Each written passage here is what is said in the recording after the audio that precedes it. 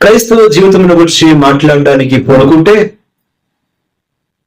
చాలా స్థూలమైన క్రైస్తవ జీవితం అంతటిని సూక్ష్మమైన 5 మాటలలో ఇమిడ్చి చెప్పాలని దేవుని ఆత్మ ఆశిస్తే ఈ మాటలలో క్రైస్తవత్వాన్ని, దాని ఔన్నత్యాన్ని, గొప్పతనాన్ని ఇలా వివరించవచ్చు. What is Christianity? What is the greatness of Christianity అని అంటే we can define Christian life with in this 5 small phrases as the spirit of God leads. We will meditate. దేవుని ఆత్మ నడిపించే కొద్దీ ఈ 5 మాటలు ధ్యానించాలని కోరుతున్నాను. చాలా జాగ్రత్తగా, నేను సంపూర్ణ జ్ఞానిని కాను కనుక పరిమితమైనటువంటి నా జ్ఞానములో ప్రభు ఇచ్చే నడిపింపులో ఏదైతే అందిస్తానో అదే పూర్తి అనే కాదు గాని, తిరిగి మీరు లేఖనాన్ని చేతబట్టి మోకాల మీదకి వెళ్ళి మరలా ఒక్కొక్క తలంపును మీరు ధ్యానం చేస్తే మరి విపులీకరణ, మరి విశ్లేషణ దేవుడు మీకు తప్పక తన ఆత్మచేత అనుగ్రహిస్తాడని మిమ్మల్ని నేను ప్రోత్సహించడానికి ఇష్టపడుతున్నాను. ఆదివారం వర్తమానం మందిరంలో వినడం మాత్రమే కాదు గాని తిరిగి దానిని మళ్ళా మీ మోకాల మీద ధ్యానించి మరింత అధికమైనటువంటి ప్రత్యక్షతను మీరు పొందాలని మిమ్మల్ని ఎంతైనా కోరుతున్నాను. మొదటి మాట, క్రైస్తవత్వమును గురించి మాట్లాడగోరితే ఒక శ్రేష్టమైనటువంటి పదవులో చెప్పాలి అని అంటే క్రైస్తవత్వము యొక్క విశ్లేషణ చెప్పాలి అని అంటే మొదటి మాట ఇలా జ్ఞాపకం చేస్తున్నాను. Strength through weakness is Christianity. బలహీనతలలో బలపరచబడుట క్రైస్తవత్వం. బలహీనతలలో బలపరచబడుట, బలహీనతలలో స్ట్రెంగ్త్ త్రూ వీక్నెస్. రక్షించబడిన తర్వాత మనం దేవదూత సమానము కాలేదు, ఇంకా రక్తమాంసాల్లోనే జీవించి ఉన్నాం. మనము కేవలం శరీరం అని దేవునికి తెలుసు. అయితే కూడా ఈ శరీరము బలహీనమైనది మనకు ఎరుగుతాం. 15వ అధ్యాయంలో ఈ శరీరం గురించి మాట్లాడుతూ 4 భాగాలుగా విభజించాడు. ఘనహీనమైనది, బలహీనమైనది, మర్త్యమైనది, ప్రకృతి సంబంధమైనది అని అన్నాడు. కనుక ఈ బలహీనమైన శరీరంలో ఉన్నాము అనేది ఎంతైనా వాస్తవం. ఫిలిప్పీయులకు రాసిన పత్రిక 3వ అధ్యాయం చివరి వచనంలో ఈ దీన శరీరము అని కూడా పలికాడు. ఈ దీన శరీరము. పేతురు భక్తుడు అంటాడు, ఈ గుడారమును విడిచిపెట్టి వెళ్లాల్సి ఉన్నది అంటాడు. కొరింథీయులకు రాసిన 2వ పత్రిక 5వ అధ్యాయం అంటాడు, ఇదిగో మూలుగుతున్నాం ఈ శరీరమును ఉన్నంత కాలం అంటాడు. మెట్టుకు చెప్పకూడదు ఏమంటే శరీరము బలహీనమైనది. గెత్సెమనే తోటలో ప్రభువైన యేసుక్రీస్తు వారు అన్నాడు. ఏమన్నాడు చెప్పండి? గెత్సెమనే తోటలో ఆత్మ సిద్ధమే కానీ శరీరము బలహీనమైనది. అయితే ఈ బలహీనమైన శరీరంలో జీవించవచ్చు కూడా, కొరింథీయులకు రాసిన 2వ పత్రిక 12వ అధ్యాయం 10వ వచనంలో రాబడినట్లు, 2వ కొరింథీ 12వ అధ్యాయం 10వ వచనంలో రాబడినట్లు దయచేసి గమనించండి. నేను ఎప్పుడు బలహీనుడను అప్పుడే బలవంతుడను. నేనెప్పుడు బలహీనుడను అప్పుడే బలవంతుడను. 9వ వచనం, అందుకు నా కృప నీకు చాలును, బలహీనత యందు నా శక్తి పరిపూర్ణమగుచున్నదని ఆయన నాతో చెప్పెను. ప్రియమైన దేవుని బిడ్డలారా, ఈ బలహీనతలన్నిటి మధ్య సాగుతున్న మన జీవితం కోరుకునే కృప దేవుని చాలిన కృప.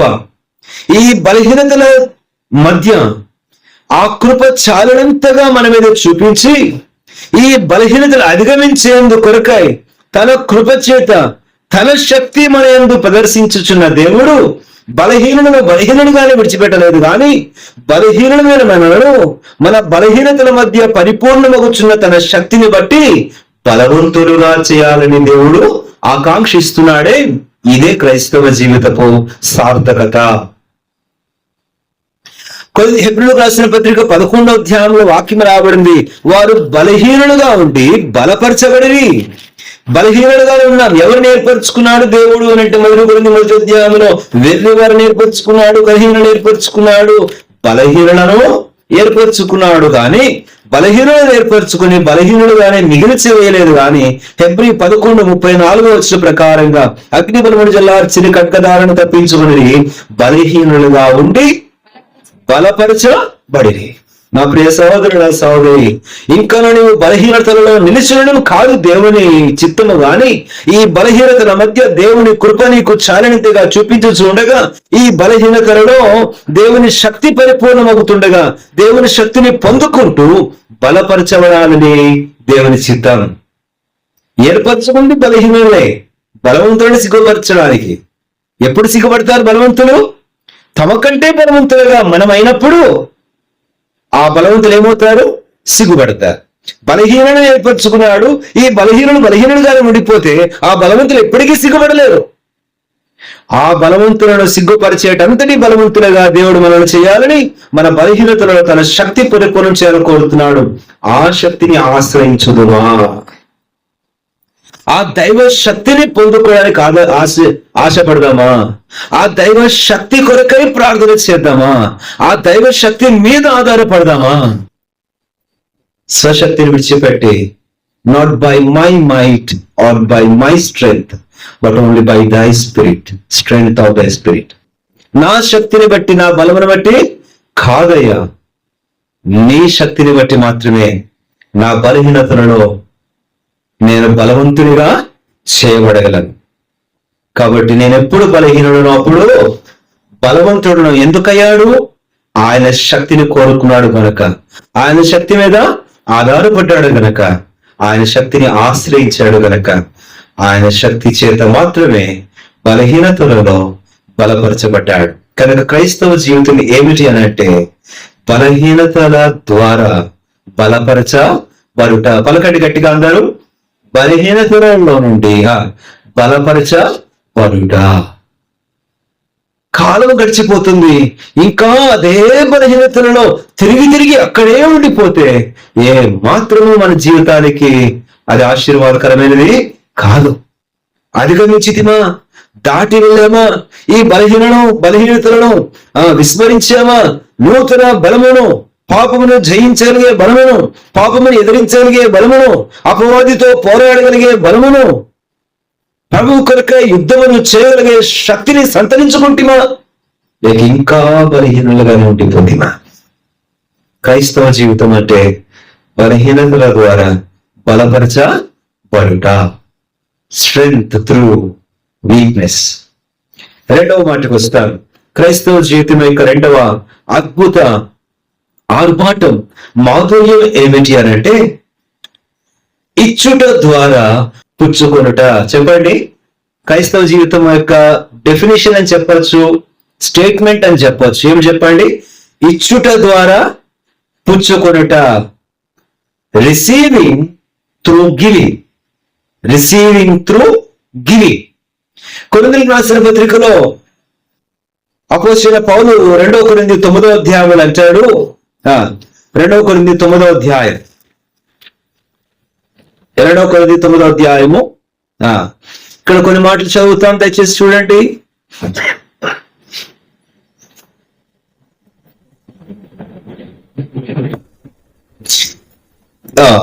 7, 8, 9 వచనాలన్నీ కూడా ఇదే తలంపులో ఉన్నాయి. అక్కడ ఒక మాట మీకు గమనించడానికి ప్రయత్నం చేస్తాను. 9వ వచనం చదవండి. ఇందు విషయమై అతడు వెదజల్లి దరిద్రులకు ఇచ్చెను, అతని నీతి నిరంతరము నిలుచును అని రాయబడి ఉన్నది. ఇచ్చు కృప, the grace of giving, the grace of giving. 8వ అధ్యాయం నుంచి ప్రారంభించాడు ఈ ఇచ్చుటను గూర్చి. ఒకడు విస్తారముగా వెదజల్లి సమృద్ధిగా పంట కోయుట అనే మాటల గురించి వివరిస్తున్నాడు. విస్తారముగా విత్తుట అనేది సమృద్ధిగా కోయుటకు ఆధారం అయ్యేది. 6వ వచనం చదువుతారు, 2 కొరింథీ 9:6. కొంచెముగా విత్తువాడు కొంచెముగా పంట కోయుడు, సమృద్ధిగా విత్తువాడు సమృద్ధిగా పంట కోయుడు అనే విషయమని చెప్పు కూడా దేవుడు ఉత్సాహముగా ఇచ్చేవారిని ప్రేమించును. ప్రేమ వల్ల నా భావము ప్రవహించేటువంటి తలంపు ఏమంటే, ప్రేరేపణ ఏమంటే,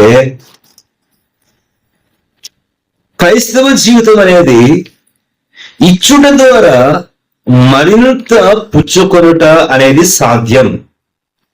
అపోస్తలుల కార్యముల గ్రంథం 20వ అధ్యాయం.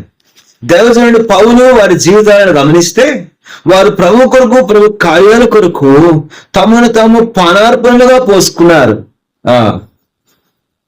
అపోస్తలుల కార్యం 20వ అధ్యాయము 35వ వచనం. మీరును ఇలాగూ ప్రయాసపడి బలహీనులను సంరక్షింపవలెననియు పుచ్చుకున్నట్టు కట్టి ఇచ్చుడు ధన్యమనియు ప్రభువైన యేసు చెప్పిన మాటలు జ్ఞాపకము చేసుకునేవాళ్ళని అన్ని విషయంలో మీకు మాదిరి చూపితిని. దేని బిడ్డలారా, క్లుప్తంగా జ్ఞాపకం చేస్తాను. As much as we give, so much we will receive. ఎంతగా మనల్ని మనము ఖాళీ చేసుకుంటామో అంతగా మనము నింపబడతాం. మనం ఎంతగా మనల్ని మనం ఇచ్చేసి ఉంటాము అంటే మన స్వార్థాన్ని ఇచ్చివేసుకుంటామో, మన అహంకారాన్ని చేసుకుంటాం, మన స్వయాన్ని ఇచ్చివేసుకుంటామో అంతగా క్రీస్తును మనము పుచ్చుకుంటాం. అంతగా క్రీస్తు ఐశ్వర్యాన్ని మనము పుచ్చుకుంటాం. అంతగా ఆధ్యాత్మిక మహిమైశ్వర్యాన్ని మనము అనుభవిస్తాం. ఎంతగా మనము ఖాళీ చేసుకుంటాము, as much as we empty our self, in that great extent we will receive in return. కనుక ఇంకెక్కువ నేను వివరించడానికి మిగతా వాటికి సమయం సరిపోదు. నేను మీకు అవుట్లైన్స్ ఇస్తున్నాను అనుకోండి, నేను కూడా ఎక్కువగా ధ్యానించేంత సమయం లేదు. దేవుడు ఏదో నాకు ఇచ్చిన కొన్ని పదాలు అలా ఉంచుకున్నాను కాబట్టి మీరు మళ్ళీ ధ్యానించాలని మనవి చేస్తున్నాను. క్రైస్తవ జీవితం మొదటి మాట దేని మీద ఆధారపడింది? బలహీనతల ద్వారా బలపరచబడుట.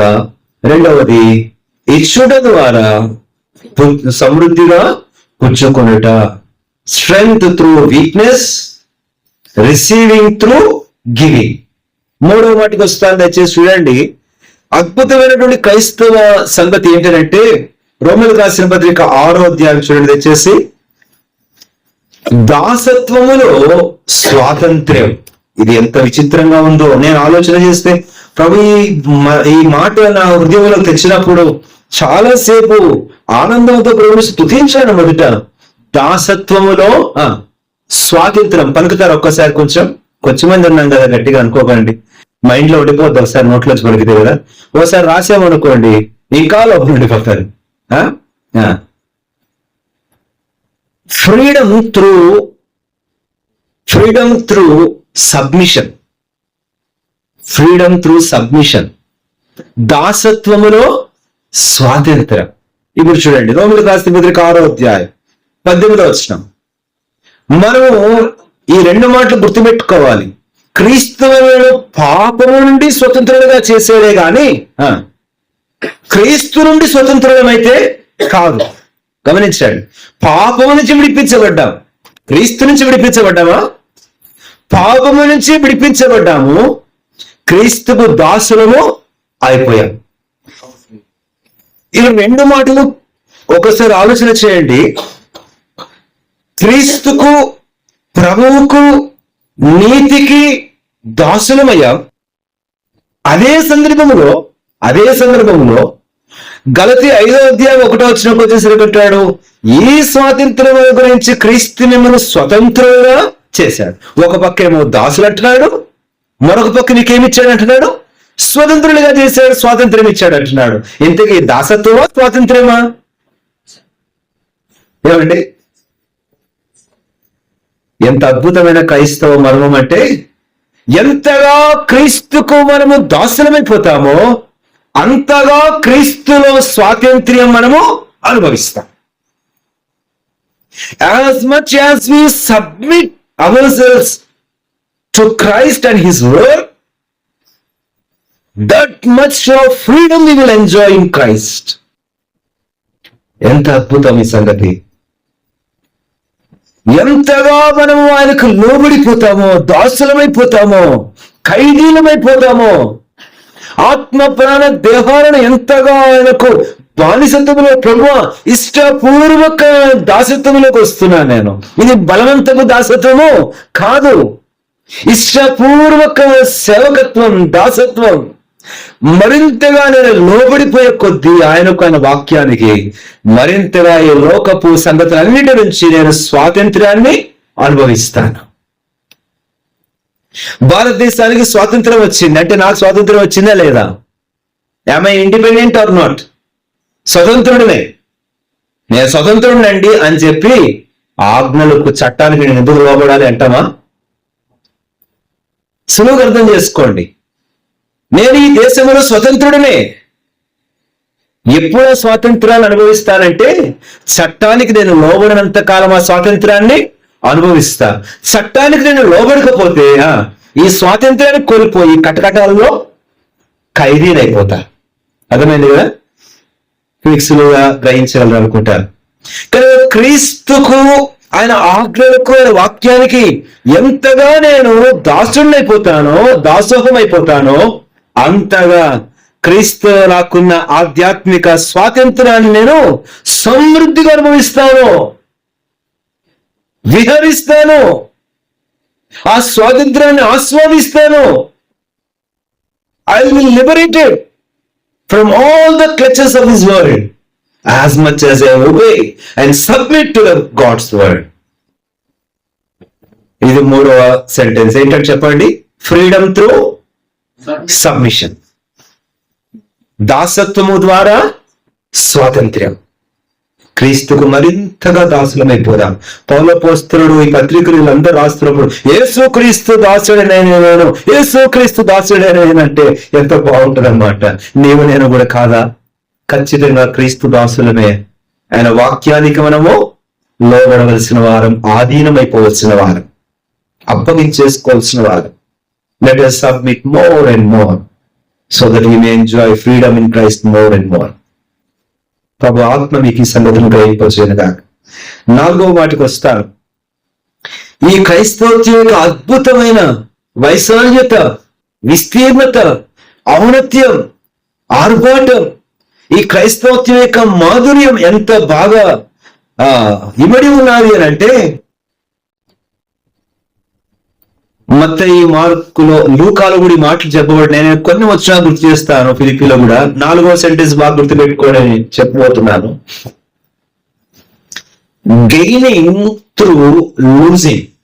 చెప్పండి, ఇంగ్లీష్ వచ్చినా చెప్పండి, పర్లేదు.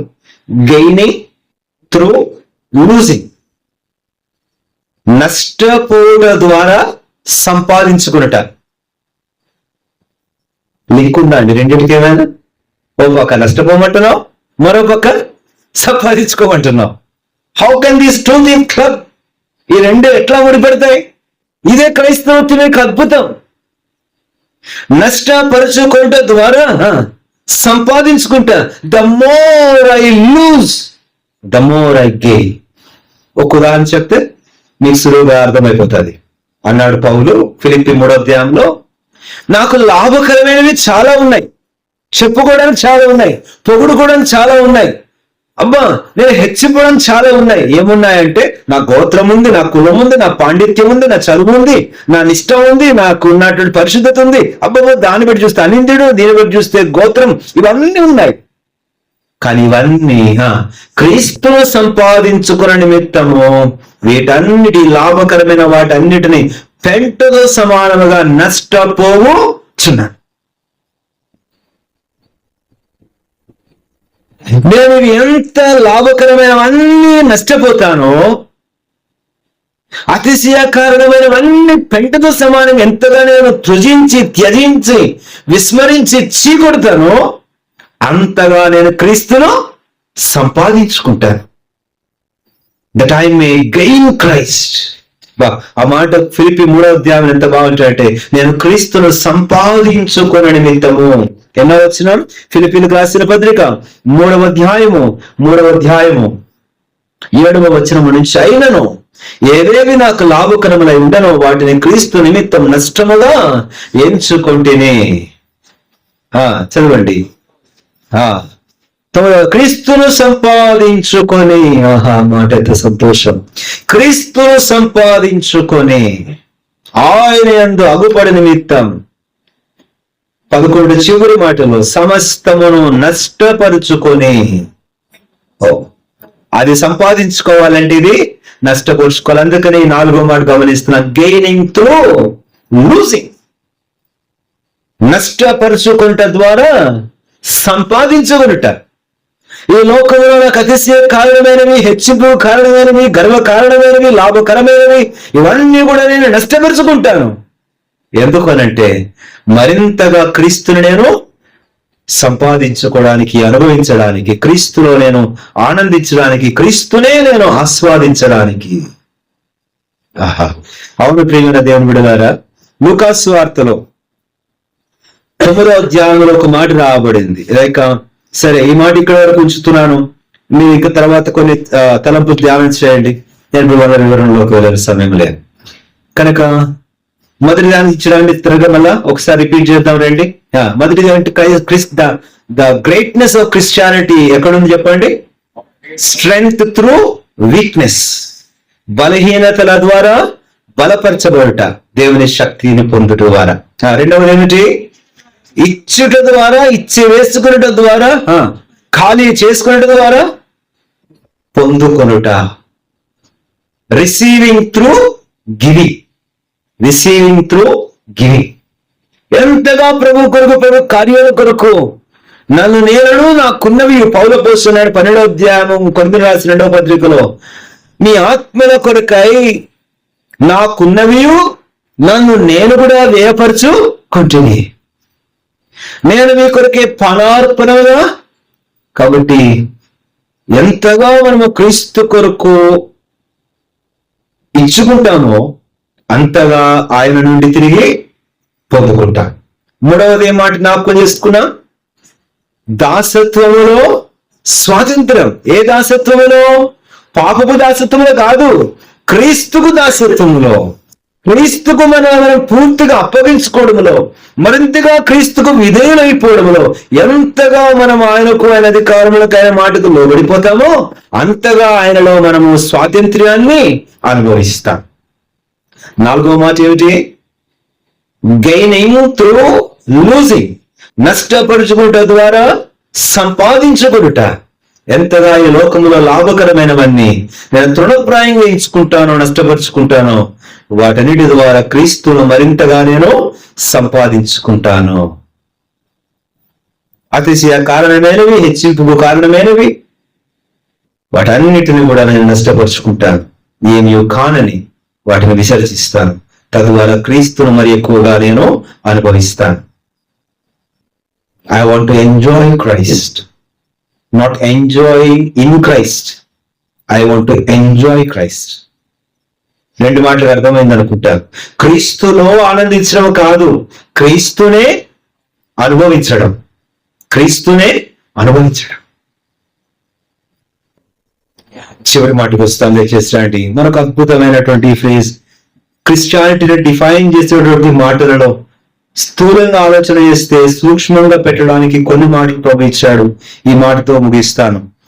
5వ మాటగా జ్ఞాపకం చేస్తే, లివింగ్ త్రూ డైయింగ్. చచ్చుట ద్వారా బ్రతుకుట. ఏమండి?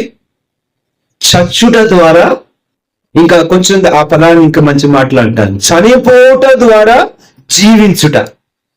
చనిపోవుట ద్వారా జీవించుటే క్రైస్తవత్వం. లూకాసు వార్త 9వ అధ్యాయం 24వ వచనం.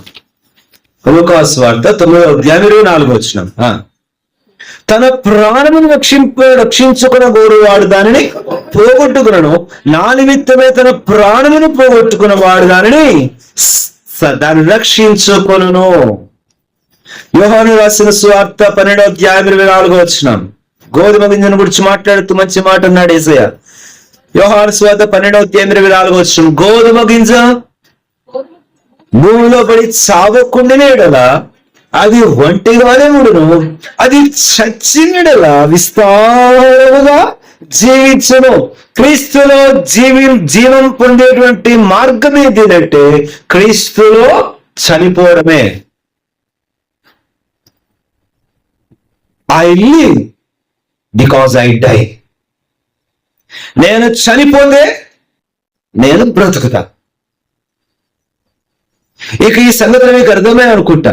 ఇందాక తలంపులో 4వ తలంపులో ఆ మాటలు తీసుకోండి. లూకాసు వార్త, నా కొరకు ఎవడు పోగొట్టుకున్న వాడు సమస్తమును రక్షించుకొనును, తన ప్రాణమును తాను పోగొట్టుకున్న వాడు తన ప్రాణమును సంపాదన ఇవన్నీ కూడా 4వ తలంపులు తీసుకోండి అవసరాలన్నీ. ఇప్పుడు 5వ తలంపులు ఇంకొంచెం వేరే మాటలకు వెళ్దాం, కొంచెం ఆత్మీయ మరి కొంచెం లోతుగా వెళ్దాం. పౌలు అంటాడు, నాలో మరణము నీలో జీవం. కొరింథీయులకు రాసిన 2వ పత్రిక 4వ అధ్యాయం 12వ వచనం. తాను ఎంతగా పాపం విషయంలోనూ లోకం విషయంలోనూ శరీరం విషయంలోనూ మృతుడైపోతున్నాడో అంతగా నీతి విషయమై జీవించుచున్నాడు, ఇతరులకు జీవం ఇస్తున్నాడు. కొరింథీయులకు రాసిన 2వ పత్రిక 4వ అధ్యాయం 2 కొరింథీ 4వ అధ్యాయం 12వ వచనం. మాలో మరణమును మీలో జీవమును కార్యసాధకమవుచున్నది. ఎంత అద్భుతమైన మాట చూడండి. అంటే పౌలు ఏమంటాడంటే, ఇంకా ఇంకొక వచనం కూడా చదవమ్మా, వివరించుకుందాం. 2వ అధ్యాయం 16వ వచనం కూడా చూడండి. 2వ అధ్యాయం 16వ వచనం. నశించుచున్న వారికి మరణార్థమైన మరణపు వాసనగాను, రక్షింపబడిన వారికి జీవార్థమైన. పౌలు అంటాడు ఒక సందర్భంలో, దినదినము నేను చనిపోవచ్చున్నాను. దేనికి? పాప విషయమై, శరీర విషయమై, లోకం విషయమై సిలువ వేయబడుతున్నాను. ఎంతగా నేను మరణములకు అప్పగించబడుతున్నానో అంతగా క్రీస్తు జీవమనాలో బయలుపరచబడుతుంది. Living through dying. మరణించుట ద్వారా జీవించుట. నా శరీరం విషయమై, లోకం విషయమై, లోకాశల విషయమై నేను ఎంతగా పాపం విషయమై, పాపపు ఇచ్చల విషయమై చనిపోతాను, అంతగా క్రీస్తులో నేను జీవిస్తాను. క్రీస్తు జీవము నాలో నుండి ప్రవహిస్తుంది, అనేకులైన మృతులను జీవింప చేస్తుంది. Life begets life. నాలో జీవం ఇతర మృతులను కూడా ఏం చేస్తుంది? జీవింప చేస్తుంది. ఆ జలమును ఎక్కడికి పారునో అక్కడ నెలలను మృతమైనవి ఏమవుతున్నాయట? బ్రతికిపోతున్నాయి. యెహెజ్కేలు గ్రంథంలో ఆ దేవాలయం దగ్గర నుంచి పారుతున్న నది ఎక్కడికల్లా పారుతుందో అక్కడంతా ఏమవుతుందంటే చనిపోయినవన్నీ ఏమవుతున్నాయి? బ్రతుకుతున్నాయి. ఎంతగా నాలో మరణం సార్థకమవుతుందో అంతగా నాలో నుండి జీవం పొంగి పొర్లుతుంది. ఆ జీవం అనేకులను జీవింప చేస్తుంది. అందుకనే పౌలు అపోస్తలుడైన గలతీలో శరీరమును దాని ఇచ్చలను సిలువ, లోకమునకు నేనను నాకు లోకమని ఏమై ఉన్నాము? సిలువ. నేను దినదినమును నరగొట్టుకుంటున్నాను, చనిపోతున్నాను. ఎందుకంటే జీవము నాలో నుంచి మరి అధికంగా రావాలని. చనిపోవుట ద్వారా జీవించుట మనలో సార్థకముగా మోకరించండి, ప్రార్థన చేసుకున్నా. కొన్ని నిమిషాలు మౌనం ఉంటా. ప్రియ స్నేహితుడా, సహోదరి, బలహీనతలలోనే ఇంకా జీవిస్తావా? లేక నీ బలహీనతల ద్వారా బలపరచబడతావా? ఆ బలహీనతలలో క్రీస్తు శక్తి నీలో సంపూర్ణమవ్వాలంటే ఆయన కృప కొరకు వేడుకోవాలి. ఎంతగా ఆయన కృప చాలినంతగా నీవు పొందుతావు. ఆ కృప నీటిలో, ఆ కృప ద్వారా శక్తి, ఆయన శక్తి నీలో సార్థకమవుతుంది. ఆ శక్తి నీలో కార్య సాధకము తన శక్తి చొప్పున నీ బలహీనతలన్నిటిలో నుండి మిమ్మల్ని బలపరిచే దేవుడు ఉన్నాడు. బలవంతులను సిగ్గుపరచునంత బలవంతుడుగా బలహీనుడు బలపరచబడాలన్నది దేవుని ప్రణాళిక. దేవా, ఇంకా నా క్రైస్తవ జీవితం బలహీనతలు నేనా వంతు? నన్ను శ్రమలు, కష్టములు, ఇబ్బందులు, ఇరుకులు, ఈ బలహీనతలు అన్నీ ఉన్నాయా? ఈ ముళ్ళు ఇవన్నీ ఉన్నాయా?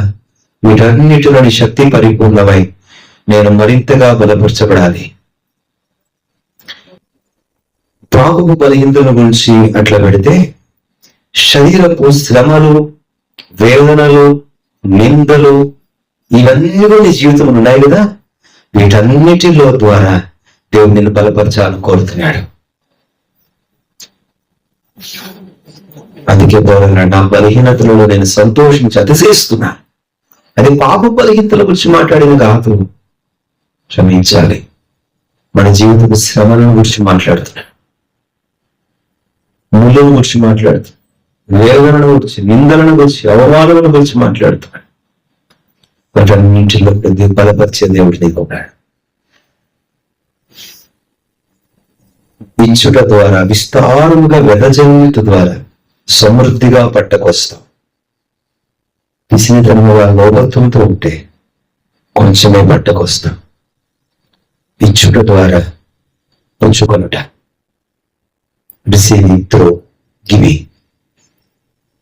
ప్రాణం చేద్దాం, ఒక అభిసు ఎంతగా దేవునికి, దేవుని అధికారానికి, దేవుని మాటకు లోబడిపోతాం, దాసులమైపోతాం, దాసోహమైపోతాం ఆత్మ ప్రాణ శరీరాలను, అంతగా క్రీస్తు నుండి స్వాతంత్ర్యాన్ని అనుభవిస్తాం. ఆ స్వాతంత్ర్యం ఎంత గొప్పదో, ఆ స్వాతంత్ర్యంలో సంతోషం. ఎంతగా దేవుని కొరకు నీవు నష్టపరుచుకుంటావు, అంతగా క్రీస్తుని నీవు సంపాదించుకుంటావు.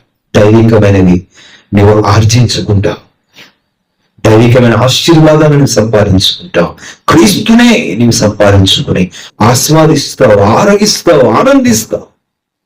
ఎంతగా నష్టపరుచుకుంటే అంతగా సంపాదించుకుంటావు, ఎంతగా చనిపోతే అంతగా జీవిస్తాం.